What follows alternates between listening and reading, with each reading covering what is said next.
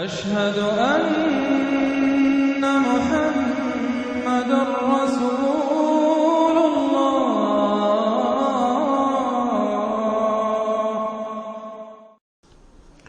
سورة عبس بسم اللہ الرحمن الرحیم. عبس وتولى ان جاءه الأعمى وما يدريك لعله يزكى أو يذكر فتنفعه الذكرى أما من استغنى فأنت له تصدى وأما من جاءك يسعى وهو يخشى فأنت عنه تلهى كلا إنها تذكرة فمن شاء ذكره في صحف مكرمة مرفوعة مطهرة بأيدي سفرة كرام بررة. صدق اللہ العظیم. یہ جو سورہ مبارکہ ہے اس کے بارے میں بعض حضرات کو جو اپنے خیال میں چاہتے ہیں کہ حضور کا مقام جو ہے جتنا بلند سے بلند ہو رکھا جا سکے تو اس کی ادھر ادھر کی تعویلیں کرنے کی کوشش کرتے ہیں، لیکن اس میں کوئی شک نہیں ہے کہ یہ واقعہ بالکل اسی طرح پیش آیا جیسا کہ یہاں لکھا ہوا ہے، اور اس کی قطعاً کوئی تعویل کرنے کی ضرورت نہیں. دیکھیے، نبی کا معاملہ یہ ہوتا ہے، رسول کا معاملہ خاص طور پر، کہ اسے دیکھنا ہوتا ہے کہ مجھے ایک عظیم جو میرے اوپر ذمہ داری ڈال دی گئی ہے اس کے پورا کرنے کے لیے بہتر راستہ کون سا ہے. اب ظاہر بات ایک معاشرہ ہے، اس معاشرے کے اندر طبقات ہیں، ڈی فیکٹو ہیں. آپ کے لیے تو وہ گیون ہیں، آپ نے خود تو پیدا نہیں کیے ہیں، موجود ہیں. اب ان میں ظاہر بات ہے جو لوگ زیادہ اثر و رسوخ رکھنے والے ہیں ان میں سے ایک اگر ایمان لے آئے تو وہ دوسرے عوام الناس میں سے بیسیوں اور دسیوں کے مقابلے میں زیادہ اہم ہو جائے. موٹی سی بات ہے، اس میں کوئی راز والی بات تو ہے نہیں. اس لیے حضور نے دعا کی، جھولی پسار کر دعا کی، پروردگار عمر بن الخطاب اور عمرو بن ہشام یعنی ابو جہل میں سے ایک کو تو میری جھولی میں ضرور ڈال دے. یہ ویسے لوگ ہیں اپنے معاشرے میں اثر و رسوخ رکھنے والے ہیں، حیثیت ہے، تکڑے ہیں، تو اگر ان میں سے کوئی ایمان لے آئے تو تقویت حاصل ہوگی. تو نتیجہ یہ نکلتا تھا کہ حضور ایسے لوگوں کی طرف زیادہ راغب رہتے تھے، توجہ فرماتے تھے. پھر خاص طور پر جو لوگ اپنے ساتھی ایمان لے آئے ہیں، اب یہ کہ ظاہر بات ہے وہ تو اپنے ہی ہیں. آدمی بسا اوقات کچھ زیادتی کر بیٹھتا اپنوں کے اوپر، اور اس کی اپنائیت ہی در حقیقت کہ یہ تو اپنا ہے، اس کو کوئی بات نہیں، سہ جائے گا، برداشت کر لے گا اور یہ سمجھ لے گا کہ اس میں کوئی مصلحت ہوگی. تو اگر اس طرح کا رویہ ہو تو یہ بالکل منطقی ہے، سمجھ میں آنے والی بات ہے. کہ ایک روز حضور کے پاس کچھ قریش کے سردار بیٹھے ہوئے تھے، گفتگو کر رہے تھے. عبداللہ ابن ام مکتوم رضی اللہ تعالی عنہ ایک نابینا صحابی ہیں، وہ آ گئے. اب یہ کہ بہرحال نابینا تھے، لیکن یہ کہ بہرے تو نہیں تھے. اندازہ تو انہیں بھی ہو گیا ہوگا کہ اس وقت گفتگو ہو رہی کن لوگوں سے ہو رہی ہے. اور جو نابینا ہوتے ہیں اللہ تعالیٰ ان کی کوئی اور ایک رنگ تیز کر دیتا ہے، کمپنسیٹ تو کرتا ہے نا ان کو. تو انہیں یہ چاہیے تھا کہ اس وقت وہ خاموش رہتے. انہوں نے یہ کیا، بار بار حضور کو اپنی طرف متوجہ کر رہے. حضور ان سے گفتگو کر رہے ہیں اس وقت. اس پر کچھ ناگواری کے آثار پیدا ہوئے، حضور کی تیوری پر بل پڑ گئے اور حضور ان کی طرف متوجہ نہیں ہوئے. وہ بددل ہو کر وہاں سے اٹھ کر چلے گئے. اس پر پھر یہ کہہ لیجئے حضور کا لفظ عتاب، یہ عتاب نازل ہوا مجھ پر، اس لیے کہ اس کے بعد پھر جب کبھی بھی آتے تھے عبداللہ ابن ام مکتوم تو حضور فرمایا کرتے مرحبا بالذی عاتبنی اللہ فیہ، مرحبا اس شخص کے لیے جس کے بارے میں اللہ نے مجھ پر عتاب فرمایا ہے. اب اس میں یہ تعویل کرنا کہ یہ حضور کے مقام تو یہ ہو ہی نہیں سکتا، انہونی بات ہے، ادھر سے ادھر سے، قطعاً کوئی ضرورت نہیں. یہ رسول بھی بشر ہوتا ہے، بشر ہونے کے علاوہ میں نے آپ کو بتایا ہے یہ دعوت کا تقاضا ہے. اب جو یہ ہمارے اس وقت جو ساتھی تھے، غریب جو حضور کے ساتھی تھے، اور جو جن کو پیٹا جا رہا تھا، مارا جا رہا تھا، جو مزدور تھے، جو وہاں کے غلام تھے، ظاہر بات ہے کوئی صاحب حیثیت کوئی شخص ایمان لے آتا تو ان کی تکالیف میں کمی ہوتی، انہیں ایک طرح کی سپورٹ ملتی. اس لیے جہاں تک نیت کا معاملہ وہ بالکل ٹھیک تھا. البتہ یہ کہ کسی وقت ایسا ہوتا ہے کہ نیک نیتی کے ساتھ بے نیکی کا جذبہ بھی ایک حد اعتدال سے تجاوز کر جاتا ہے. اور یہ قاعدہ ہے کہ حسنات الابرار سیئات المقربین، یہ درجات کی بات ہے. یہ بات عام آدمی کرتا کوئی بات نہیں تھی، یہ بات محمد سے سرزد ہوئی صلی اللہ علیہ وسلم. تو اللہ تعالیٰ اپنے بڑے بندوں کی جو ہے چھوٹی خطاؤں کے اوپر بھی ایسا انداز اختیار کرتے ہیں کہ جیسے ان سے بہت بڑی خطا ہو گئی. تو یہ ہے سارے مسائل سامنے ہو تو پھر کوئی ضرورت کسی تعویل کی نہیں. عبس وتولی، اب بار بار جو انہوں نے متوجہ کیا ہوگا تو حضور کا کہ چہرے پر کچھ تھوڑی سی ناگواری سے شکنیں پڑ گئیں اور آپ نے ان کی طرف خطاب نہیں کیا، پھر موڑ کر میری طرف دیکھیے، وہ دیکھ کر پھر یہ ماتھے پر شکن لے کر آپ نے پھر منہ موڑ لیا۔ ان جاءہ الاعمی، اس بات پر کہ اس کے پاس ایک نابینا آیا۔ وما یدریک لعلہ یزکیٰ، اے نبی آپ کو کیا معلوم کہ اسے وہ تزکیہ حاصل کرتا، وہ بلند مقامات آپ کی گفتگو سے استفادہ کر کے اپنے درجات بلند کرتا، اور یذکر فتنفعہ الذکریٰ، یا یہ کہ وہ نصیحت اخذ کرتا، اسے وہ نصیحت مفید ہوتی۔ اما من استغنی، آپ کا معاملہ یہ ہے کہ جو مستغنی ہے، سننے کو تیار نہیں ہے، فانت لہ تصدیٰ، تو آپ ان کے فکر میں رہتے ہیں، آپ ان کے پیچھے اپنے آپ کو ہلکان کرتے ہیں۔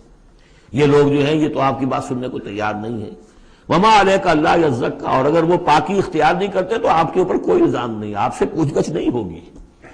واما من جاءک یسعیٰ، اور وہ کہ جو آیا ہے آپ کے پاس دوڑ کر چل کر آیا ہے، بھاگ کر آیا ہے، وہو یخشیٰ، اس کے دل میں خشیت بھی ہے، فانت عنہ تلہیٰ، تو آپ اس سے کچھ استغنا اور تغافل برت رہے ہیں۔ کلا، ایسا نہ کیجیے، انہا تذکرہ، یہ قرآن تو ایک یاد دہانی ہے، فمن شاء ذکرہ، جو چاہے اس سے نصیحت اخذ کر لے۔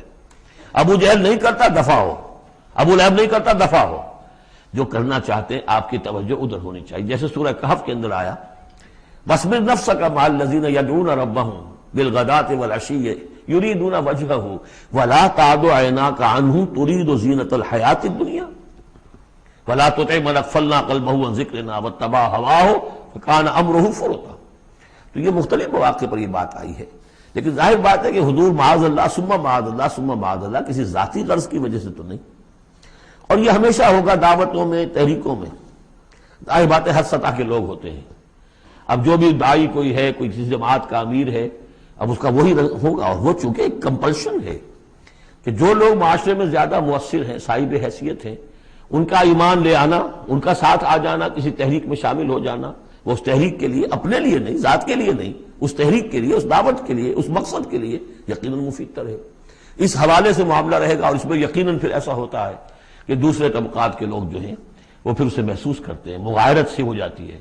تو یہ در حقیقت دنیا میں بھی یوں سمجھیے کہ ہر اعتبار سے یہ پل سرات جسے ہم کہتے ہیں کہ اس کو بال سے زیادہ باریک اور تلوار کی دھار سے زیادہ تیز ہوگی، وہ دنیا میں بھی ہے۔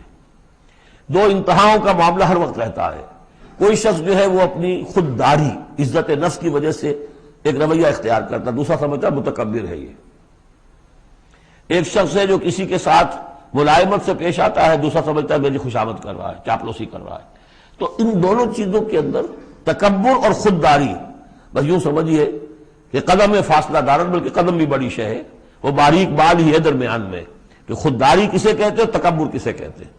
تو اس میں یہ ہے کہ ہر معاملے کے اندر کوشش ہونی چاہیے درمیانی راستے کی، جتنی بھی انسان کر سکے۔ یہاں جس شان کے ساتھ قرآن کا ذکر ہوا ہے کہ اس قرآن مجید کو بھی آپ اپنا جس طریقے سے اپنی فرض رسالت کی ادائیگی کے لیے جس طرح آپ اپنے آپ کو ہلکان کر رہے ہیں، اس میں ایک پہلو اور بھی ہے، اس قرآن کی بھی توہین ہو رہی ہے۔ اس قرآن کو بھی لیے آپ پھر رہے ہیں، ان کو دے رہے ہیں، پڑھو اور سنو اور سمجھو، پھر میں سناتا ہوں، پھر سناتا ہوں۔ کلا انہا تذکرہ فمن شاء ذکرہ، نہیں، یہ تو ایک نصیحت ہے، جو چاہے اخذ کرے، جو نہیں کرنا چاہتا دفع ہو۔ فی صحف مکرمۃ، اور یہ قرآن اصل میں تو ہے بڑے باعزت صحیفوں میں، بلکہ یہ چوتھا مقام آ گیا، اگرچہ یہاں پہ لفظ نہیں آیا ہے وہ، جیسے کہ ہم پڑھ چکے ہیں حوامیم کے سلسلے میں۔ یہ قرآن کہاں ہے؟ وَإِنَّهُ فِي أُمِّ الْكِتَابِ لَدَيْنَا لَعَلِيٌّ حَكِيمٌ، یہ تو ام الکتاب کے اندر ہے جو ہمارے پاس ہے اور بڑے بلند مقام پر ہے۔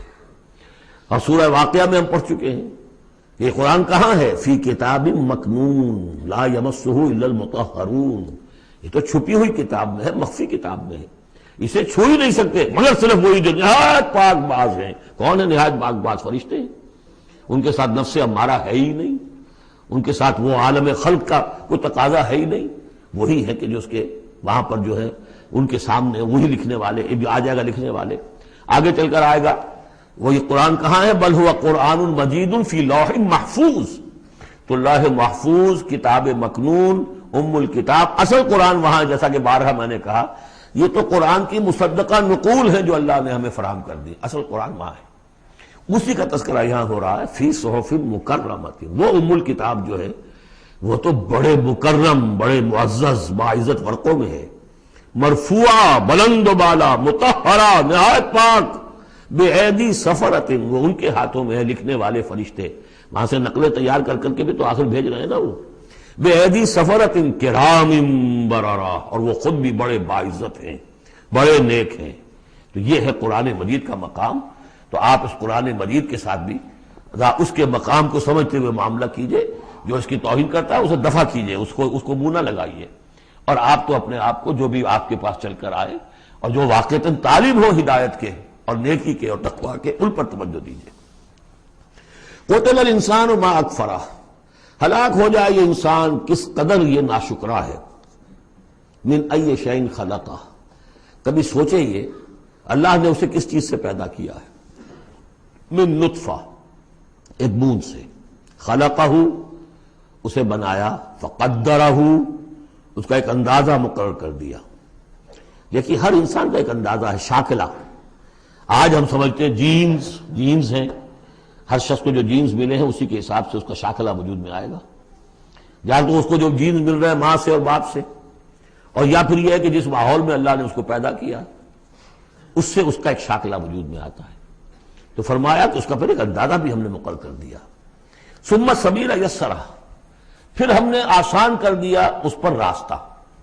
اس میں یہ بھی ہے معنی لیے گئے ہیں کہ ماں کے پیٹ سے اب کس قدر یہ مرحلہ سخت ہے، اس کا وہ راستہ جو اس کا نکلنے کا ہے کس قدر سخت ہے، کس قدر انسان کے لیے واقعتاً ایک عجوبہ ہے.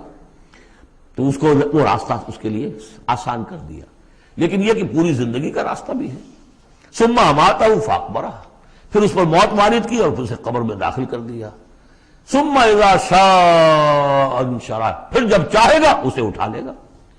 اب اس میں جو اصل ہے ردم کو دیکھیے، جب یہ کیا پھر یہ کیا پھر یہ کیا پھر یہ کیا پھر، تو کیا یہی مشکل ہے کہ دوبارہ اٹھا نہیں سکتا؟ قتل الانسان ما اکفرہ من ای شیء خلقہ من نطفہ خلقہ فقدرہ ثم السبیل یسرہ ثم اماتہ فاقبرہ ثم اذا شاء انشرہ کلا لما یقض ما امرہ.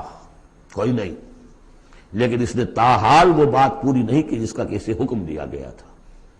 فَلْيَنظُرِ الْإِنسَانُ إِلَىٰ طَعَامِهِ، تو ابھی اگر کوئی شک ہے تو ذرا انسان غور کرے اسے کس طرح پیدا کیا تھا، اب اس کے لیے غذا کہاں سے اللہ دے رہا ہے، اس کا پیدا کرنے والا. فَلْيَنظُرِ الْإِنسَانُ إِلَىٰ طَعَامِهِ، وہ ذرا اپنے کھانے کو دیکھو، غذا کو دیکھے. أَنَّا صَبَبْنَا الْمَاءَ صَبًّا، ہم نے آسمان سے بارش برسایا جیسے کہ برسایا جاتا ہے، پانی برسایا. ثُمَّ شَقَقْنَا الْأَرْضَ شَقًّا، پھر ہم نے زمین کو پھاڑا جیسے کہ وہ پھٹتی ہے، اس میں سے وہ پھر کونپلیں نکلی ہیں. فَأَنبَتْنَا فِيهَا حَبًّا، ہم نے اگا دیے اس میں اناج. وَعِنَبًا وَقَضْبًا، اور اس میں انگور بھی اور مختلف ترکاریاں بھی، ککڑیاں وغیرہ. وَزَيْتُونًا، اور زیتون، وَنَخْلًا، اور کھجوریں. وَحَدَائِقَ غُلْبًا، اور بڑے گھنے اور گنجان باغ. وَفَاكِهَةً، اور میوے. وَأَبًّا، اور چارہ تمہارے جانوروں کے لیے. مَتَاعًا لَكُمْ وَلِأَنْعَامِكُمْ، یہ تمہاری ضروریات کی بہم رسانی ہے، تمہارے لیے بھی اور تمہارے چوپایوں کے لیے بھی. کس قدر یہ مضامین جو ہے مل رہے ہیں سورہ نازعات کے اور عبس کے. فَإِذَا جَاءَتِ الصَّاخَّةُ، وہاں کیا تھا؟ فَإِذَا جَاءَتِ الطَّامَّةُ الْكُبْرَىٰ، یہاں آیا فَإِذَا جَاءَتِ الصَّاخَّةُ، جب وہ آ جائے گی کان پھوڑنے والی. یعنی جب وہ سور میں پھونکا جائے گا تو وہ جو کان پھوڑنے والی آواز آئے گی. یوم یفر المرء من اخیہ، اس دن بھاگے گا انسان اپنے بھائی سے. وامہ، اور اپنی ماں سے. وابیہ، اور اپنے باپ سے. وصاحبتہ، اپنی بیوی سے. وبنیہ، اپنے بیٹوں سے. لکل امرئ منہم یومئذ شأن یغنیہ، ہر جان کے لیے، ہر انسان کے لیے اس دن ایک ایسی جان پر بنی ہوگی جو ہر ایک سے اسے بالکل بے خبر کر دے گی. وہ اسی میں نفسی نفسی اسی میں الجھا ہوا ہوگا. وجوہ یومئذ مسفرہ، اب وہی نقشہ جو سورہ قیامہ میں آیا تھا. وجوہ یومئذ ناظرۃ الی ربہا ناظرہ، ووجوہ یومئذ باسرۃ تظن ان یفعل بہا فاقرہ. وجوہ یومئذ مسفرہ، بہت سے چہرے ہوں گے اس روز روشن. ضاحکۃ مستبشرہ، تبسم ہوگا ان کے چہروں پر، ہنس رہے ہوں گے اور خوشیاں منا رہے ہوں گے. وَوُجُوهٌ يَوْمَئِذٍ عَلَيْهَا غَبَرَةٌ، اور کچھ چہرے ہوں گے ان کے اوپر دھول پڑی ہوگی، غبار آلود، ترہقها قطرہ، ان پر سیاہی چھائی ہوئی ہوگی۔ اولئک هم الکفرۃ الفجرہ، یہی ہے وہ کہ جو منکر ہے اور فاجر ہیں، اپنے نفس کے تقاضوں کو پورا کرنے کے لیے وہ تمام حدود سے اور قیود سے آزاد ہو جاتے ہیں۔